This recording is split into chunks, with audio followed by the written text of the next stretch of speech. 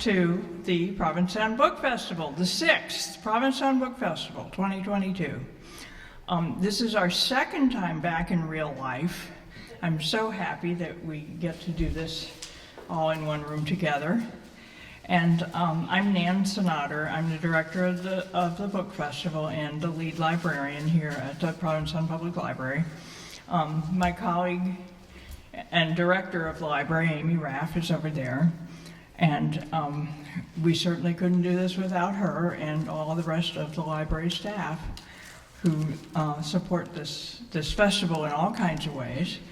And couldn't do it without the volunteers. We have God knows how many volunteers, 30 or 40 volunteers over 3 days, and all of you. So, yay, welcome. And we also have a wonderful advisory committee, and it happens to include Patrick Nolan, who is vice president and publisher of Penguin Books. And he was nice enough to also curate this reading, and he will do the introductions.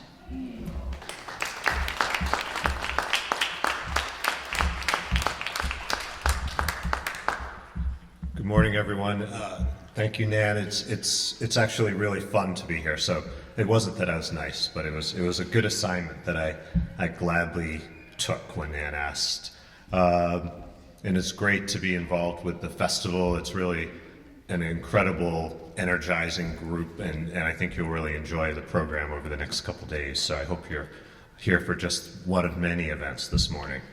My day job is publisher of Penguin Books, and I really love my job, and it's one of the things I love about it is because I love books and love working with writers, but it's also a really complex and sort of multitasked, draws on so many different things being a publisher. I work with a team of talented editors, marketers, publicists, book designers, art directors, salespeople, and our collective job is to publish about 200 new titles every year and find the widest possible readership for them, but also to take care of our catalog of about 3,000 books that are books that it's our goal to have books that last. And so these are books that, dating back to even Jack Kerouac, Steinbeck, writers that were originally published by Viking Penguin that we keep alive. And so it's a really fun job, and it changes every day, and meeting to meeting, you can be in a finance meeting, you can be at an art meeting looking at book covers, you can be meeting a prospective new author.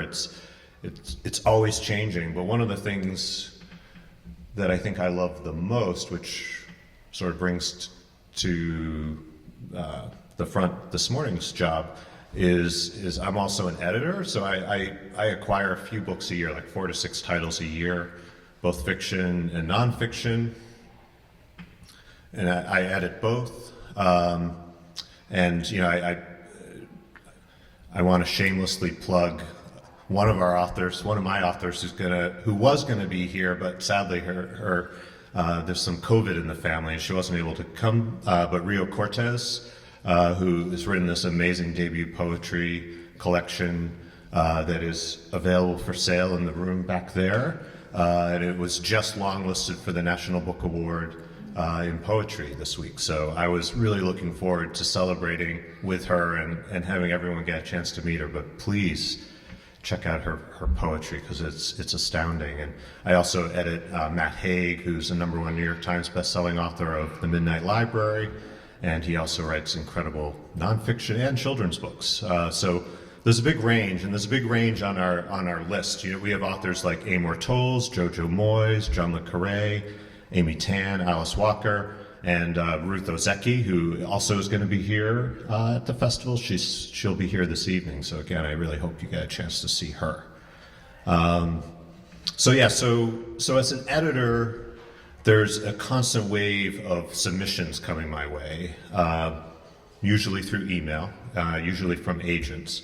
But my inbox is kind of always overflowing and with possible selections to add to the list. And this weekend, just for example, I'm looking at some translated samples of an Icelandic crime series that's a bestseller in Scandinavia, a humanities professor's memoir about teaching himself quantum mechanics and how that's given him a greater understanding of the human condition, and a novel that's been pitched to me as part Marvelous Mrs. Maisel meets Boogie Nights, and a nonfiction proposal about the unrecognized contribution that undocumented, non-documented workers make to our economy's success. And that's just the 4 in the top of the inbox. So that shows you, again, the range of what we're looking at every day as editors. So the opportunity to read 35 submissions for this program felt like work in a good way, something that I'm doing all the time. It's an incredible mix of writing that I had a chance to read that showcases just how vibrant writing and reading is in our Outer Cape community. The topics, the styles, the approach were as varied as the submissions that I'm seeing every day on the job. And like the work of navigating a sea of submissions, it was pure joy to read and reread and get a chance to select 5 submissions to share with you this morning. But just like that submissions inbox, it doesn't mean the other 30 submissions were not as good. Sometimes we editors are called gatekeepers, and there's some truth to that, but I prefer to think of us as curators. Our decisions are made not in a vacuum, but in the context of wanting a diversity of experience and thought, work that feels unique and vital, that somehow fits into the zeitgeist of the moment. I'm often told by agents that I write some of the nicest rejection letters, and that's not really because I'm nice, but it's because I love writing, and I love it in all its varied ways of manifestations, and there's just an amazing breadth out there that it's really hard to choose. Alison Bechdel says, it's by writing, by stepping back a bit from the real thing to look at it, that we are most present. So with this in mind, I'm really excited to present 5 writers to you this morning. And the first one is Dennis Minsky, who is probably well known to all of us here because he's a columnist for the Provincetown Independent. When I first moved to Provincetown, my friend Jill told me this, you have to join the Audubon Society, you have to subscribe to the Independent. So I did both of those things before we even were in the house. Dennis writes the Year-Rounder column. He's a lifelong student of nature. He's worked for the Dolphin Fleet Whale Watch since 1995. He has been a writer, a waiter, a field biologist, and a conservationist, and he's currently chair of Provincetown's Open Space Committee. He first came to town in 1968 and settled in here year-round in 2005, and he's going to read a couple of columns, which actually I haven't selected because he's changed his selection. So we'll all have surprises this morning. Dennis, over to you.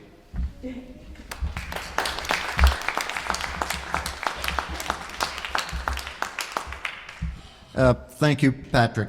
I think I'm only going to read one because I was obeying the time limit of 5 minutes. So if you want another one, I have them.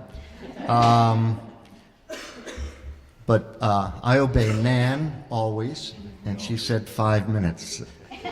So before I start, I do want to just acknowledge in 10 seconds somebody who would have been here if she could have been, and that's Hildy Olson, who died in June, 99 years old. Certainly the poet laureate of Provincetown. My next column is about Hildy, or about the town that nurtured her. Am I coming across all right here? All right. So the one I'm going to read is called Remembrance. It was a column in the Independent from last, I think it was December. And it's called Remembrance. I'm standing outside our beautiful town hall on a chilly, crisp, dark evening. Late afternoon, actually, in this damn short day time of year. There are flickering candles all around me. I'm holding one myself. This is the World AIDS Day Candlelight Vigil. The candle-bearing crowd consists of couples, small groups, and people standing alone. We are loosely assembled around the Remembering Block, the AIDS memorial created by Lauren Ewing. The undulations on its ebony surface look like wavelets as they catch the candlelight. There's a minimum of chatter in the dark, like that. After a couple of brief speeches, a heartfelt recitation of a poem, and a sweet prayer by Reverend Kate Wilkinson, there's a moment of silence. Then begins the calling out of names from the crowd, names of those lost to AIDS. Some of the call-outs are tearful. There are muffled sobs in the crowd. As a name is called out, a red rose is gently placed on the memorial. It is soon covered in roses. I call out the name of Billy West, a beautiful young man I worked with in the 70s. I recognize some of the other names as well. Reverend Kate recites a 900-year-old poem by a Spanish Jewish physician named Judah Halevi. He wrote in part, "'Tis a fearful thing to love what death can touch, a thing for fools. We are all fools. Perhaps Provincetown is more foolish than most places. First, this town was a haven, a place to come for the dying, to die in grace. Then we became a place for surviving and healing in dignity. Now we have the irony of remembering the victims of one epidemic while we are not yet out of another. And then there are the other ongoing epidemics with their own victims: opioid addiction, alcoholism, gun violence. It is sobering to be a survivor. The tide of time drags us forward and leaves the dead behind. But death comes for us all, whether huddled together or standing alone in the dark. I did not want to come out this chilly, dark day. I was comfortable at home. I thought I might read a book. But I remembered a line from a Mary Oliver poem. She wrote, "I don't want to end up simply having visited this world." And she didn't. I forced myself out the door and into town to join my community, the living and the dead, to stand in the dark with strangers, acquaintances, and friends, and remember, we are truly together, the living and the dead. And the line that connects us is remembrance. It is a thin line, but strong enough to hold. The streams of lights on the monument add life to the scene, and the giant lighted snowflakes on the streetlights do too. They'll be back soon. The crowd disperses. After a cup of warm cider, I walk over to the beach. Just beyond, McMillan Wharf is lit up as well. Directly overhead, the pitch black sky is pierced with stars. The dark water at my feet is gently lapping. Out beyond the breakwater, I know the bay is lulling. Far behind me, the woods and dunes are quiet in the night. And beyond them is the back shore and the mighty Atlantic. All the people we are remembering love these things too. Delighting in these elements is a form of remembrance and an acknowledgement that all this will persist long after we are all long gone. There is peace in that thought. A vigil is defined as a period of keeping awake during the time usually spent asleep, especially to keep watch or pray. I'm not sure everyone prayed at that ceremony, but I think we were all keeping watch. Remembrance. Thank you. Thank you.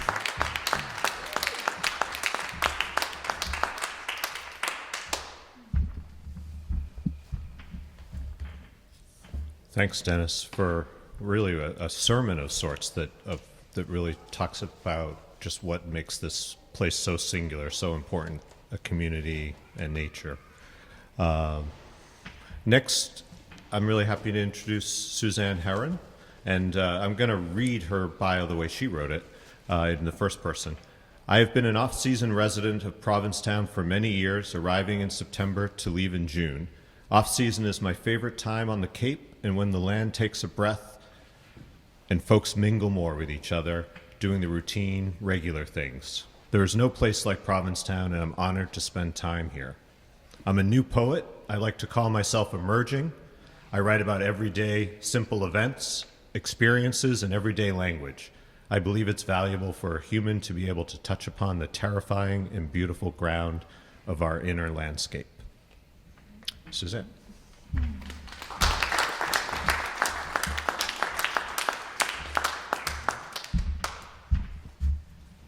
Boy, thank you.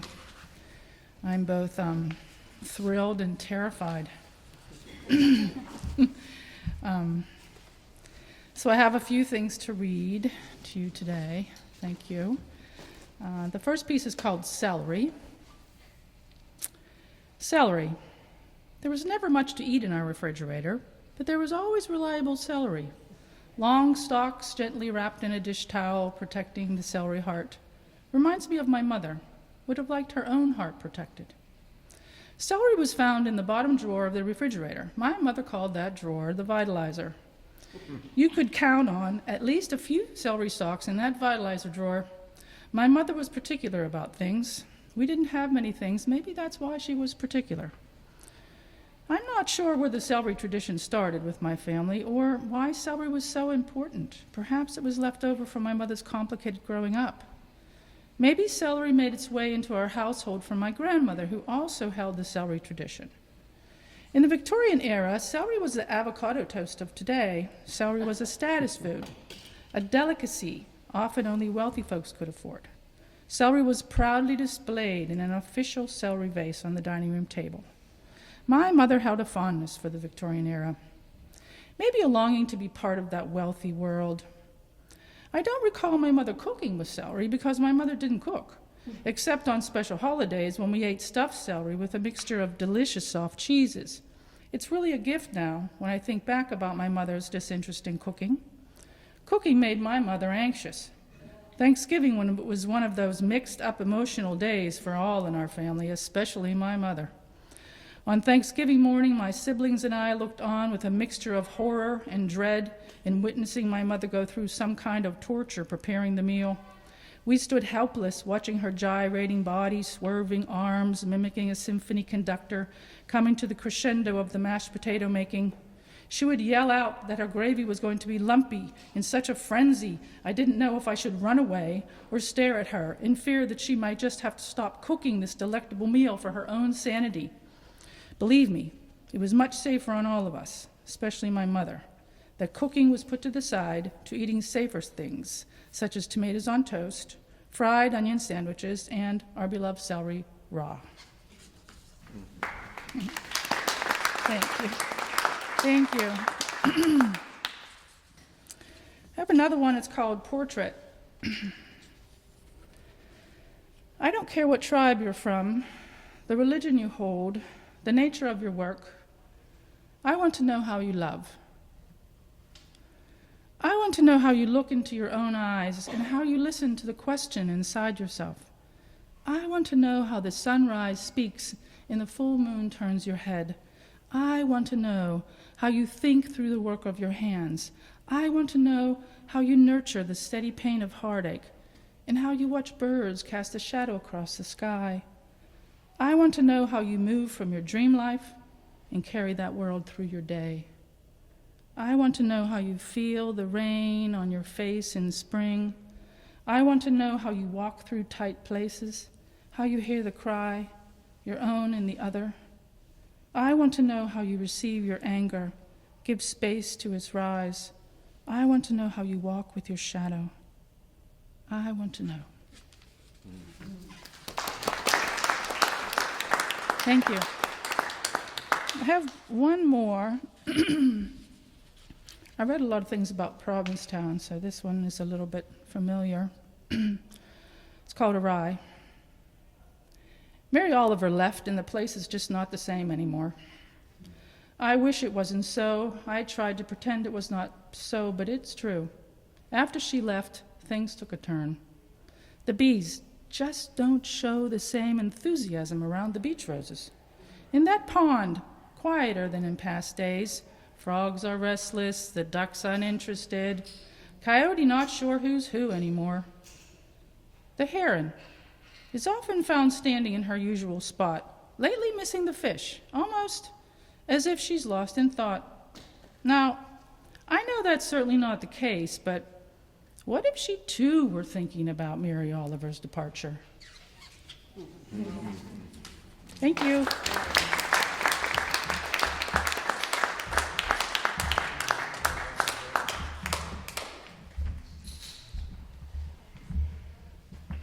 So I'm always looking for ways to promote the underrated celery. So that was very, very, very good luck there, Suzanne. And also Mary Oliver. And Dennis mentioned Mary Oliver. Mary Oliver is with us, I feel like, all the time. And Marcine Marceau is going to share with us an essay that she's written called Mary Oliver Celebrating the Province Lands. It's part of a recently completed manuscript, Provincetown, A Sense of Place. Marcine is a cultural anthropologist with a master's and PhD from Northwestern University. She has been a professor of anthropology at Framingham State University and Boston University. She is the author of Cursillo, Anatomy of a Movement, and has written extensively for China Business Weekly, focused on leadership and strategic thinking. She also served for 14 years on Provincetown's Historic District Commission. Happy to introduce Marcine.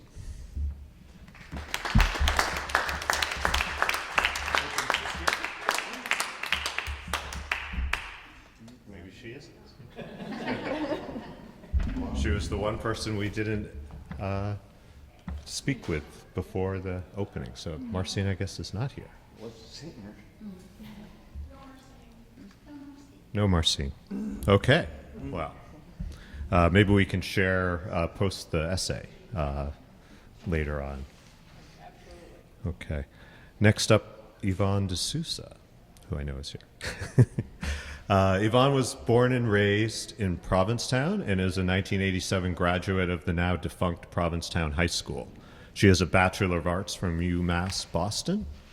After college, she returned to Provincetown and worked for the Provincetown Public Library and the Provincetown Recreation Department, and volunteered for Independence House, a nonprofit organization dedicated to helping those experiencing domestic violence. This led to a career of working with crime victims for the Middlesex District Attorney's Office, and after several years, she began to miss life on Cape Cod and returned and took up writing. She is the author of MS Madness, a Giggle More, Cry Less story of multiple sclerosis, and her writing has also appeared in the Chicken Soup for the Soul anthologies, Finding Your Faith and Listening to Your Dreams, the Something on Our Mind anthologies, the Cape Cod Times, and 5 of the Provincetown Banner's yearly Portuguese Festival booklets. She is currently working on a memoir of growing up, falling in love, and leaving her beloved hometown, currently titled Found and Lost, from which she'll be reading this morning.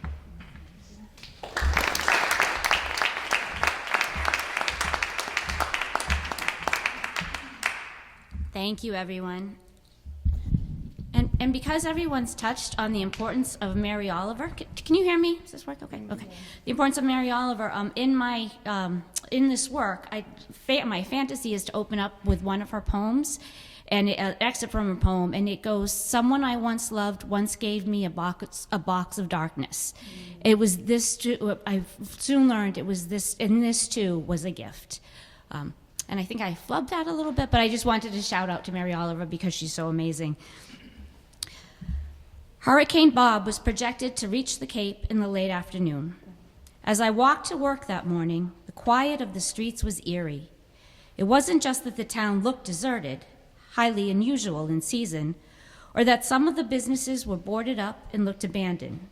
It was the air that seemed charged with danger, as though Mother Nature herself was holding her breath. If it's true that there's calm before a storm, our usually peaceful bay wasn't aware of it. I could see churned up ocean-like whitecaps crashing viciously just past the breakwater. The harbor was abandoned too.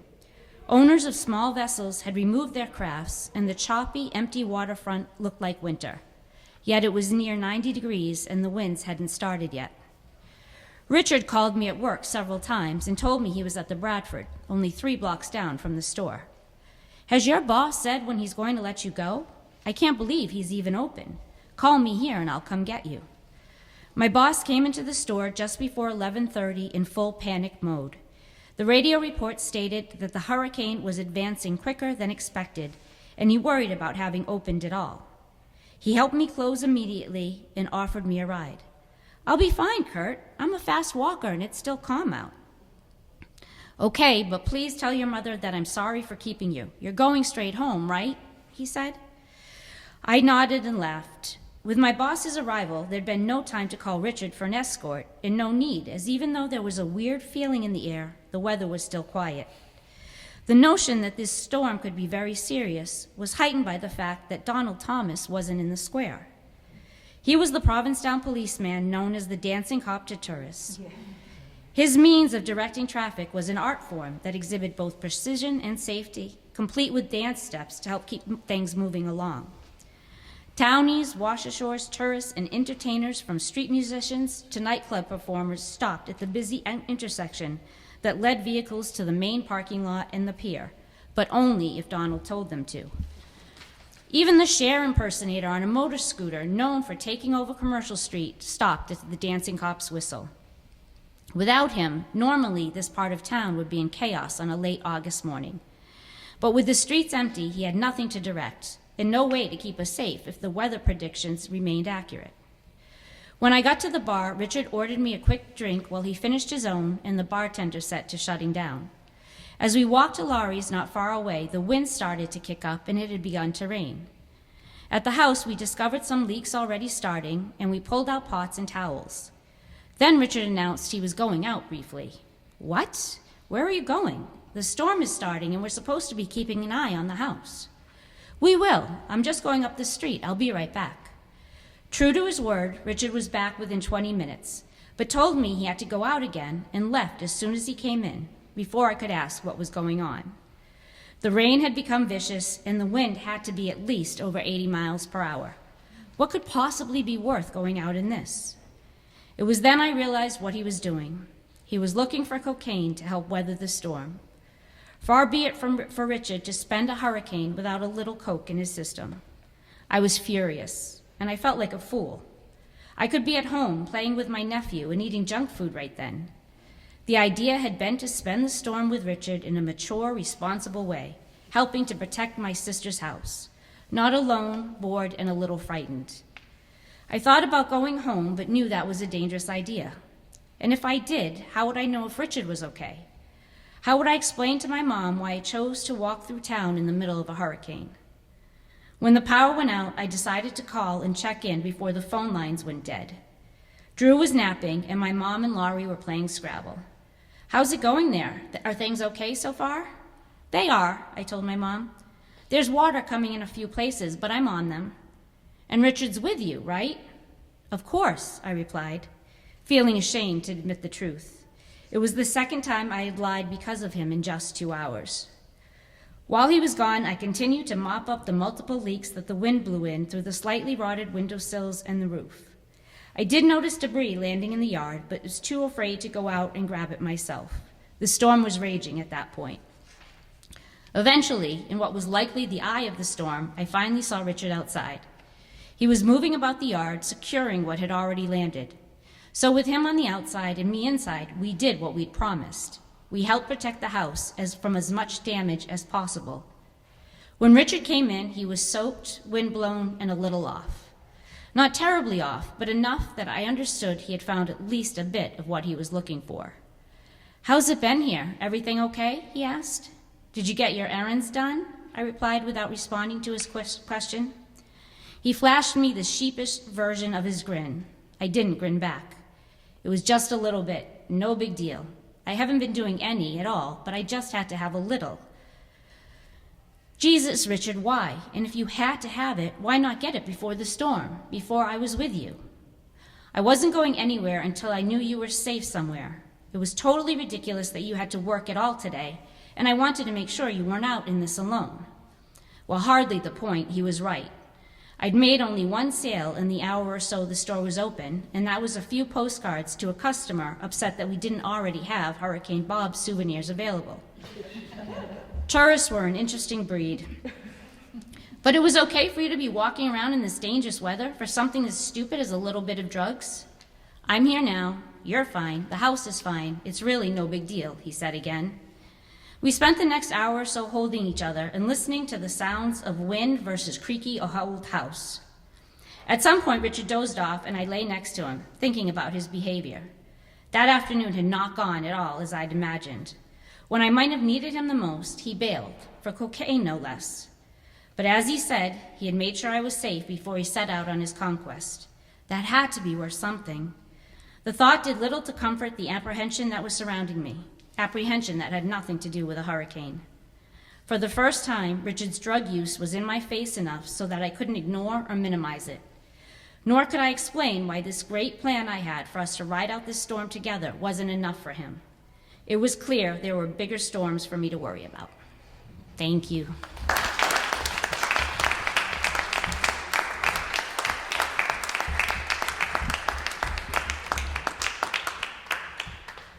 Thanks, Yvonne, and good luck on the writing, on a very honest, very interesting memoir. And thank you for reminding me and filling me with a flood of memory of the dancing cop. Next, we have Rebecca Alvin. Rebecca is a filmmaker, writer, and editor of Provincetown Magazine, where she has been writing and editing for close to 15 years. Originally from New York City, she has lived year-round on Cape Cod for more than 20 years and working in journalism for about that long. Her writing has appeared in Provincetown Magazine, Cineast, the Provincetown Independent, Film and History, Cape Cod Magazine, Cape Arts Review, and many other publications. She has also directed and produced numerous documentary films over the past 30 years, with screenings of her work in many places around the U.S. and Europe, as well as the Provincetown International Film Festival and the Museum of Fine Arts in Boston. This morning, Rebecca will read an excerpt that is from a short story about a couple who have had an on-again, off-again relationship that no one thought could last, but has been for more than 35 years. Rebecca.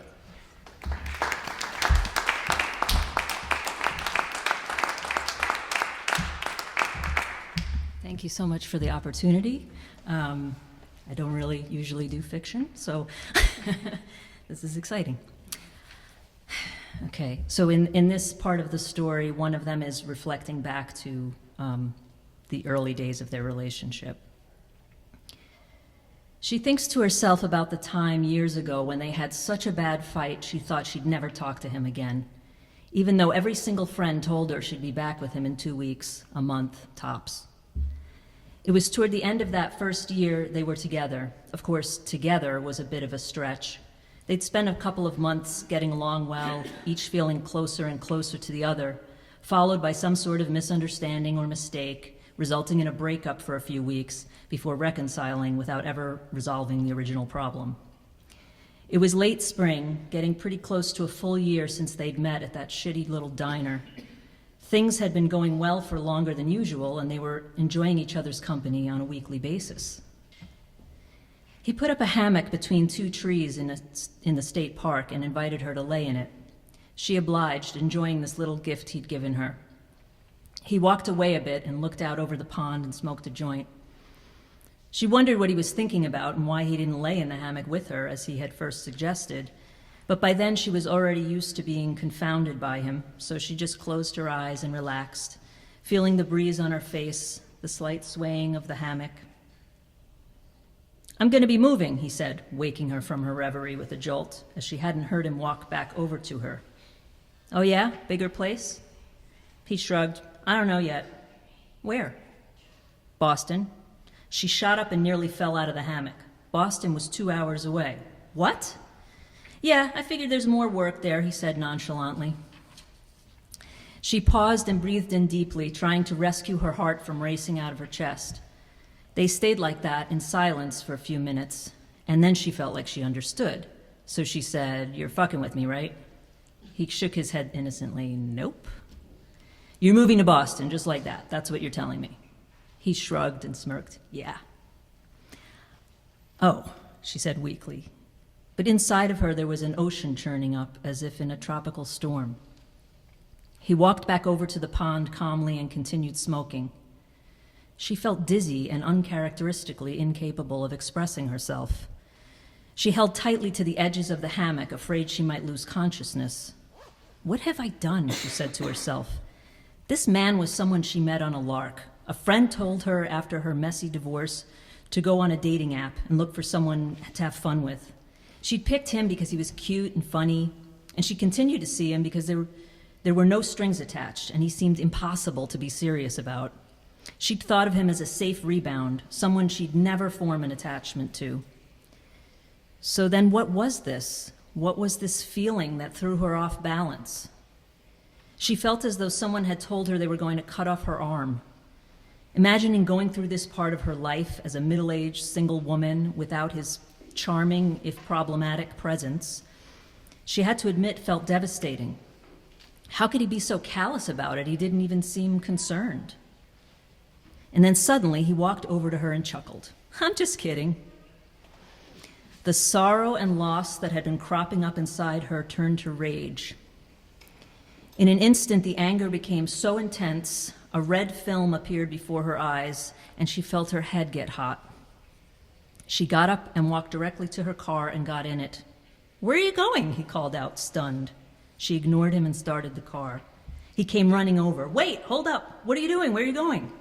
"You're a fucking asshole. Call an Uber," she screeched. She drove off and caught a quick glimpse of him in the rearview mirror with that look of his, the one so many men have in the face of female anger. Utter shock, no understanding of what caused the outburst. He left her alone for 10 days. Then he texted her and she ignored him. As it turned out, they didn't talk for 2 years. In the meantime, she met other men she really liked.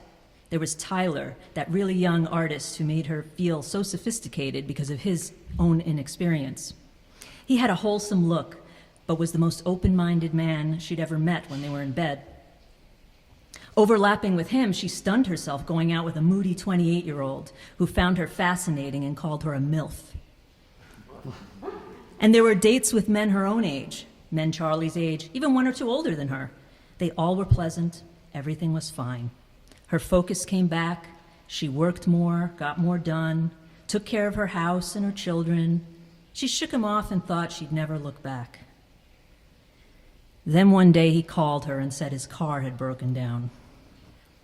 "I don't know anyone around here, Sarah. Please, can you come get me?" he'd said onto her voicemail because she refused to pick up the phone when she saw his number come up. She was on a date with someone else at the time, and she really wanted to ignore him, but after he repeatedly called her, she had to explain to her date, who insisted they go help the poor guy out. So they went together. As they drove up to see him sitting on the ground next to his truck with smoke billowing out of the hood, she felt a kind of terror in the pit of her stomach. It wasn't an unfamiliar feeling. By this point, they'd broken up and reconciled at least 12 times, so she knew what it meant. The man she was with didn't stand a chance. Nice as he was, good-looking as he was, compatible with her as he was, the perpetually down-on-his-luck bricklayer sitting on the ground looking up with confusion as they arrived to rescue him inspired something inside of her she would go her whole life never quite sure how to identify. It was then, after they'd been together on and off for 3 years, that she realized she would never shake him and he would never shake her. They were inexplicably linked in a cycle of love and bitterness and joy and connection, pain and ecstasy that would continue for as long as she could imagine.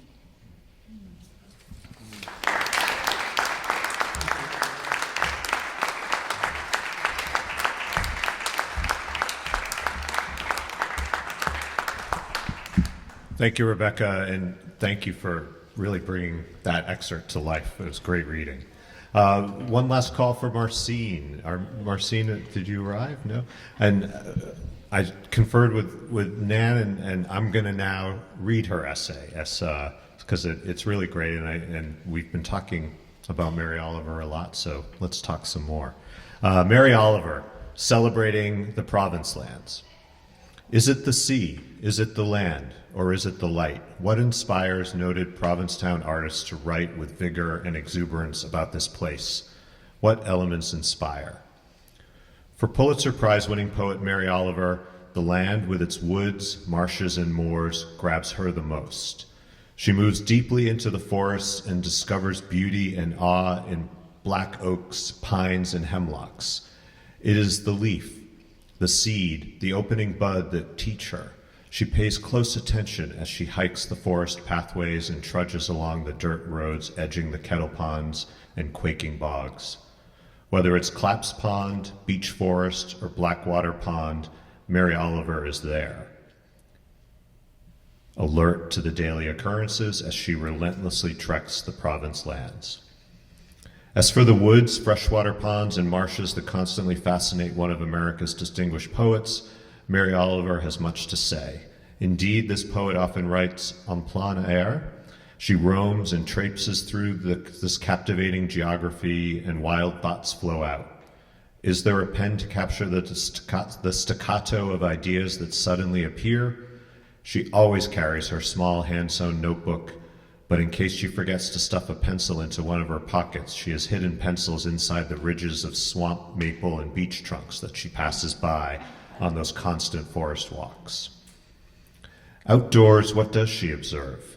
What grabs her attention as she travels these province lands, named by the British in 1691 when it was a royal province and part of the Massachusetts Bay Colony? She is ready to tell us, as in Crossing the Swamp, where she poignantly writes, "Here in the endless, wet, thick cosmos, the center of everything." This poet finds meaning in ancient swamp waters, in the thick darkness that not only fascinates but seems to excite and inspire her. She sees deeply into the details of creation and grasps the wonder in slick crossings, deep hip holes, hummocks that sink silently into the black. This poet knows these woodlands, waterways, kettle holes, and tidal creeks well. She knows them intimately through the years of foot slogging along these forest roads, stomping through wet sandy trails, and trudging up and down these dirt-ribbon footpaths. She feels the physical strain, the tightness in her legs, the aches in her back, as she uses all of her stamina to penetrate and give witness to the remarkable curved reaches of these 3,500 acres spanning the province lands. This writer has no choice. She must go out. She must stalk the wildness.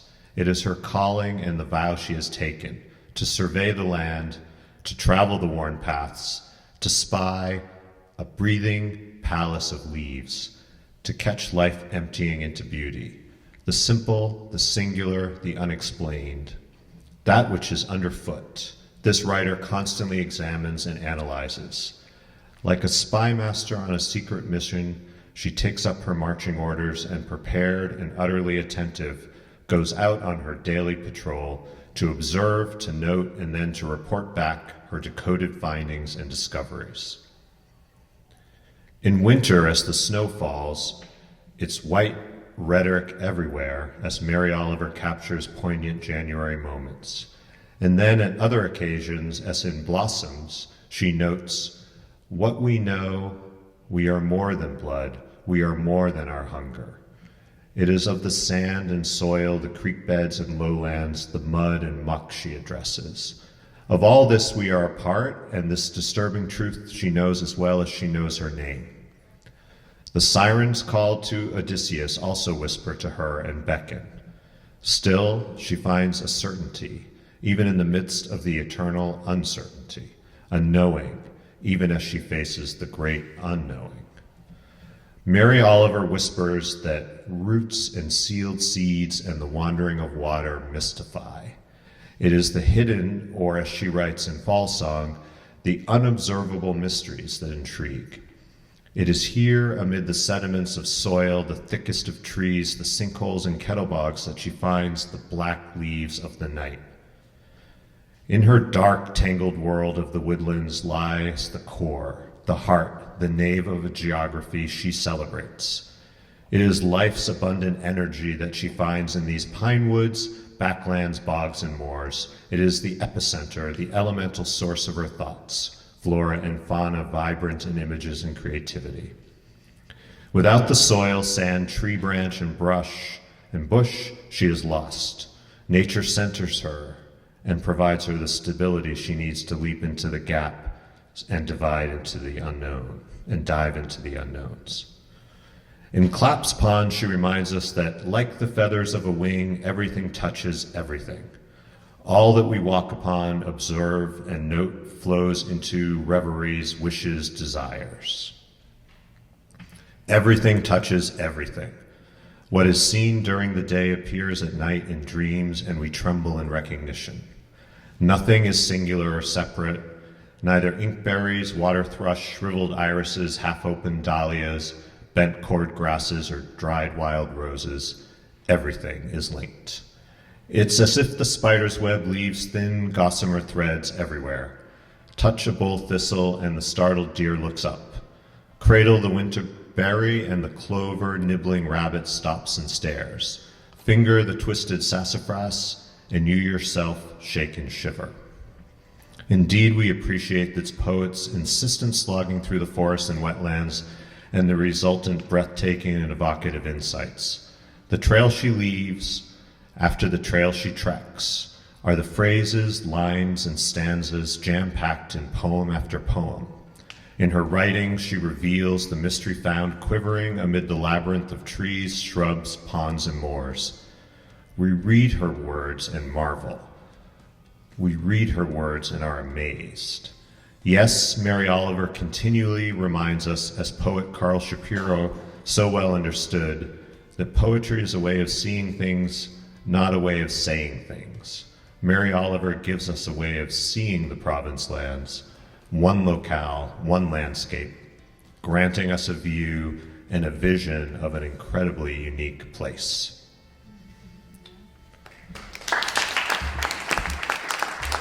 So, I think that completes our program this morning, so I hope you've enjoyed it. It's been really fun to do this and to meet the writers, and thank you all for coming, and I hope you enjoy the rest of the festival.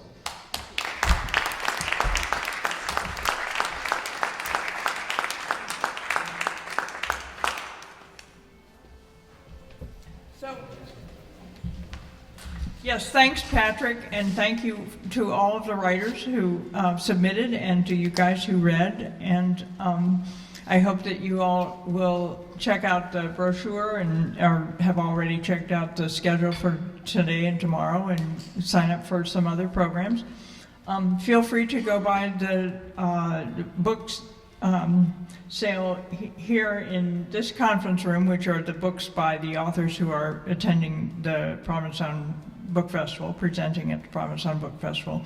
And also check out the book sale on the lawn, which are random books, which are very cheap. So enjoy.